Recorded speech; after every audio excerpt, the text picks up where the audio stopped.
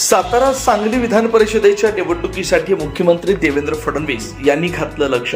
मुख्यमंत्र्यांबरोबर उपमुख्यमंत्री एकनाथ शिंदे आणि राष्ट्रवादीचे नेते सुनील तटकरे यांच्याशी सकारात्मक चर्चा, धैर्यशील कदम यांचा आमदार होण्याचा मार्ग झाला मोकळा। सातारा सांगली विधान परिषदेच्या निवडणुकीची चुरस रंगात चालली असतानाच आता या निवडणुकीमध्ये खुद्द राज्याचे मुख्यमंत्री देवेंद्र फडणवीस यांनी लक्ष घातलंय।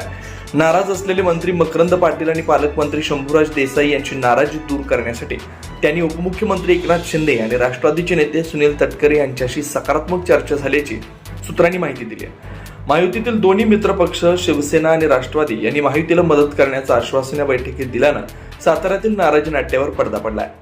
भाजपचे उमेदवार धैर्यशील कदम यांच्या आमदार होण्याचा मार्ग आता सुखकर झाला। सातारा जिल्हा परिषदेच्या सत्ता संघर्षानंतर हा वाद चांगलाच टोकाला गेला होता। महायुतीमध्ये पडलेली ही दरार विधान परिषदेच्या निवडणुकीला तरी मिटणार का, याबद्दल राजकीय पटलावर गेल्या 2 दिवसापासून चांगली चर्चा रंगली होती।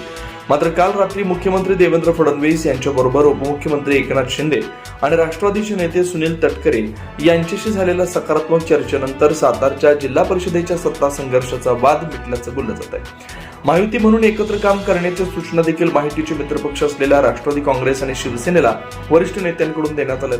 त्यामुळे आता साताऱ्यात पुन्हा एकदा महायुती म्हणून भाजप, राष्ट्रवादी आणि शिवसेना एकत्र धैर्यशील कदम यांचं काम करून त्यांना विजयी करण्यासाठी प्रयत्न करणार हे आता स्पष्ट झालं। त्यामुळे सातारा सांगली विधान परिषदेच्या निवडणुकीचे उमेदवार धैर्यशील कदम यांना आता आमदार होण्यासाठीचा मार्ग मोकळा झालाय।